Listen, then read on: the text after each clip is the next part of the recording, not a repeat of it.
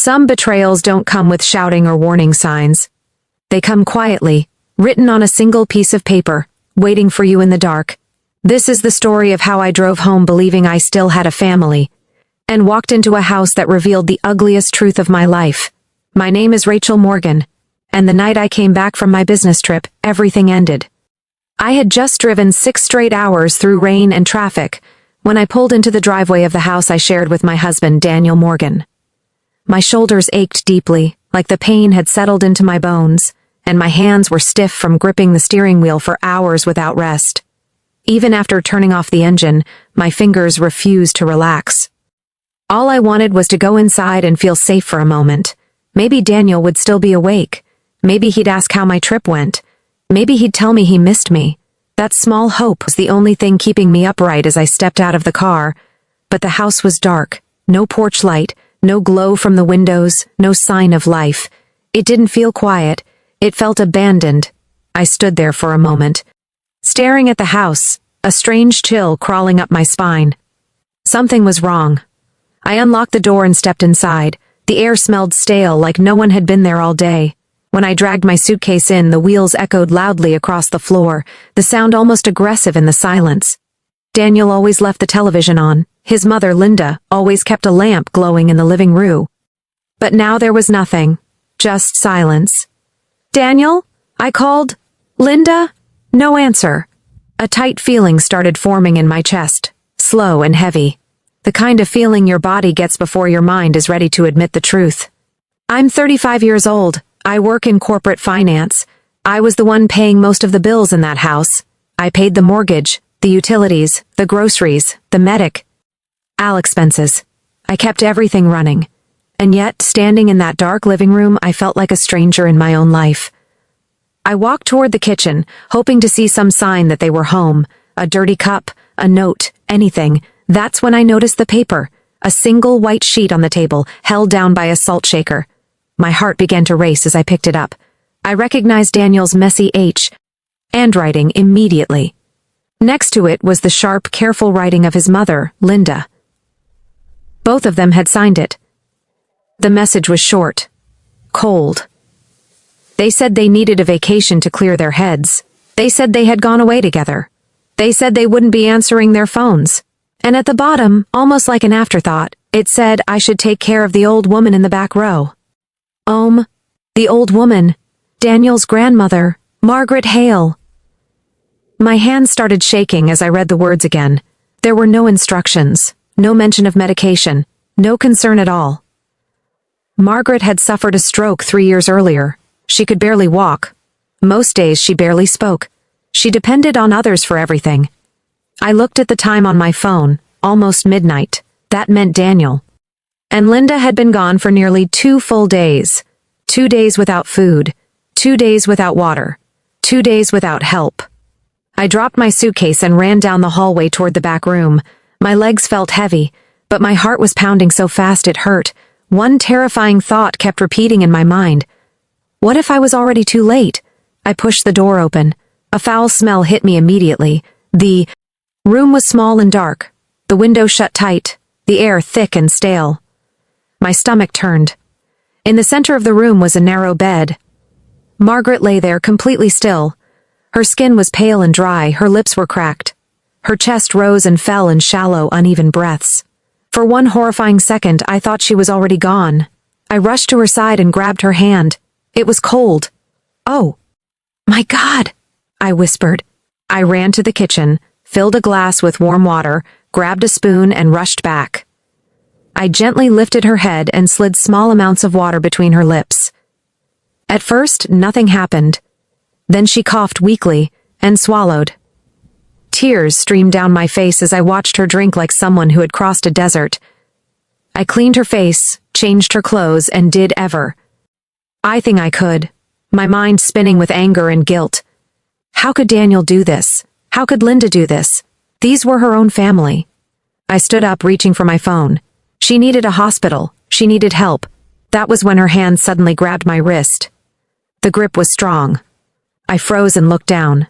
Margaret's eyes were open, sharp, alert, watching me. "Do not take me to the hospital," she said clearly. My heart jumped into my throat. She pulled my wrist closer. "Help me," she said. "Help me make them pay. They have no idea who I really am." And in that moment, I realized the night was only beginning. I stood there frozen, my heart pounding so loudly I was sure she could hear it. Margaret Hale was holding my wrist with a grip that felt nothing like the fragile touch I had known for years. Her eyes were sharp, focused, alive. This was not the woman everyone believed was slowly disappearing. For a moment, I wondered if exhaustion had finally broken my mind. 6 hours of driving, no sleep, too much fear. But the pressure of her fingers around my wrist was real, steady, intentional. "Lock the door," she said quietly. Her voice wasn't shaky. It wasn't confused. "It's okay. Ride authority." I nodded and did exactly as she told me. My hands trembled as I locked the bedroom door and pulled the curtains shut, sealing the room off from the rest of the house. The silence felt heavier now, like the walls themselves were listening. "Good," she said. "Now come here." She slowly released my wrist and pointed toward the old dresser in the corner of the room. The same dress I had opened hundreds of times to find neatly folded clothes and nothing else. "Move it," she said. "It's heavy," I whispered, more to myself than to her. She didn't respond. She just watched me. Something in her gaze made my stomach tighten. I pushed the dresser. At first it barely moved. Then, with a scrape against the floor, it slid to the side. Dust rose into the air, making me cough. That's when I saw it. One of the wooden floorboards beneath the dresser didn't match the others. It was slightly darker, slightly raised at one edge. "Lift it," Margaret said. I knelt down and used my house key to pry it open. The board came loose with a soft crack. Underneath was a narrow hidden compartment, just wide enough to fit a small object. Inside sat a wooden box. It was old but care. Fully polished. Completely out of place in that dirty room. My hands were shaking as I lifted it out. "Bring it to me," she said. I placed the box on her lap. She opened it slowly, like she had done this many times before. Inside were several small bottles filled with dark liquid and a few strange-looking pills wrapped neatly in cloth. "What is this?" I asked, my voice barely above a whisper. Instead of answering, she picked up one of the bottles and drank from it. I gasped and reached for her hand, panic flooding my chest. "Wait, what are you doing?" She raised her palm. "Just watch." For a few seconds, nothing happened. Then her breathing began to change. It grew deeper, stronger. Her shoulders lifted as she inhaled, her chest rising full. Lie for the first time since I had known her. Color slowly returned to her face. The gray, lifeless tone faded into something warm and alive. I stepped back as she pushed herself, upright. Then she swung her legs over the side of the bed and stood. My knees nearly gave out. She straightened her back, rolled her shoulders, and took a steady breath. The weak, broken woman vanished before my eyes, replaced by someone else entirely. "Thank you," she said calmly. "Now you will see the truth." She walked toward the wall, her steps slow but confident. Behind an old calendar was a small hidden switch. She pressed it. A soft mechanical hum filled the room. Part of the wall slid open. Behind it was a brightly lit space filled with screens, wires, and control panels. It looked like something pulled straight out of a movie. Cold light spilled into the bedroom, making the shadows retreat. "This is where I watch everything," she said. I followed her inside, my heart racing. The room was filled with monitors, each showing a different part of the house. The living room, the kitchen, the hallway, even the front yard. She sat down in a chair in front of the screens like someone who had done this countless times before. My legs felt weak as I stood beside her. She pressed a button. One of the screens expanded, showing footage from earlier that morning. Linda sat on the couch, eating chips and watching television. In the corner of the screen, Margaret was in her wheelchair, silent and still. Then Linda stood up. Her face twisted with irritation. She walked over and kicked the wheelchair hard. I gasped as Margaret's body jerked from the impact. Linda leaned down and screamed at her. The microphone caught every word. She called her a useless burden. She cursed her for wasting money. She spit on the food and shoved the plate toward her mouth. My hands flew to my face. My whole body shook. Margaret didn't stop the video. She played another one. This time it was Dan. Yell. He was sitting in the living room with a woman I recognized immediately. Olivia. The so-called cousin. They were sitting too close. Daniel laughed and wrapped his arm around her. He said that once the old woman died, everything would belong to him. He said I was nothing but a paycheck. He said he'd throw me out and marry Olivia. Then Olivia asked about the medicine. Daniel smiled and said, "It would slowly make Margaret weaker until she passed away." I felt like I couldn't breathe. All the money I had earned, all the trust I had given, all of it had been a lie. Margaret turned to me, her face calm and unreadable. "Now you understand," she said quietly. "They are not careless." She paused. "They are killers." Something inside me snapped. The fear, the guilt, the doubt. Everything hardened into something cold and focused. I wiped my tears and met her gaze. "What do we do?" I asked. She smiled faintly. "Now," she said, "we prepare."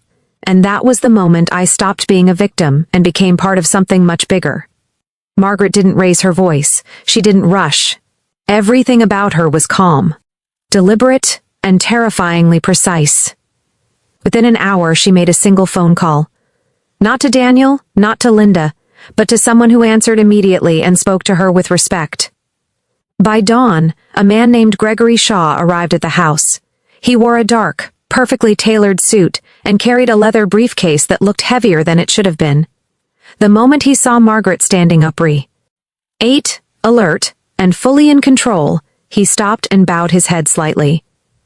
"We have much to do, Chairwoman Hale," he said. From that moment on, the house transformed. Phone calls were made, documents were signed, teams arrived quietly, efficiently. Workers began removing furniture, Daniel's furniture, Linda's furniture, their clothes, their belongings. Everything that didn't belong to Margaret Waugh. Taken out of the house like trash being cleared away.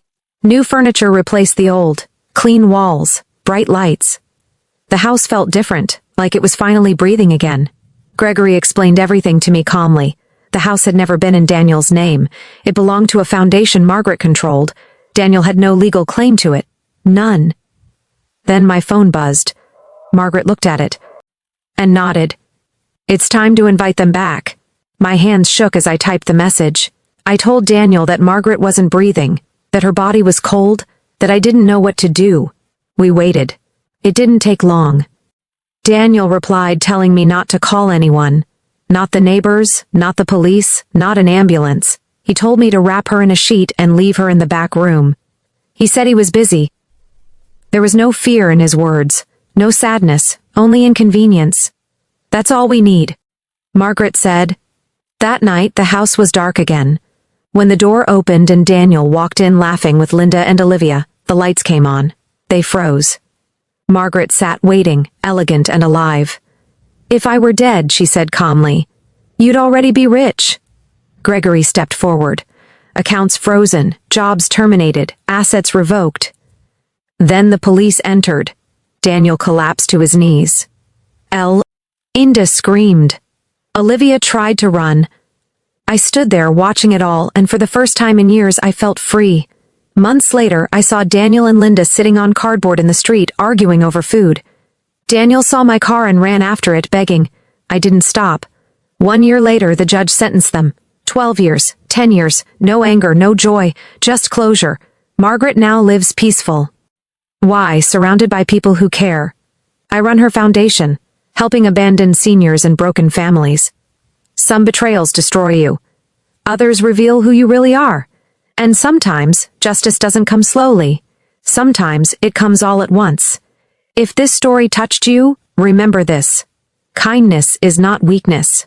It is power. If you're watching this and feel trapped, you are not invisible, and you are not alone.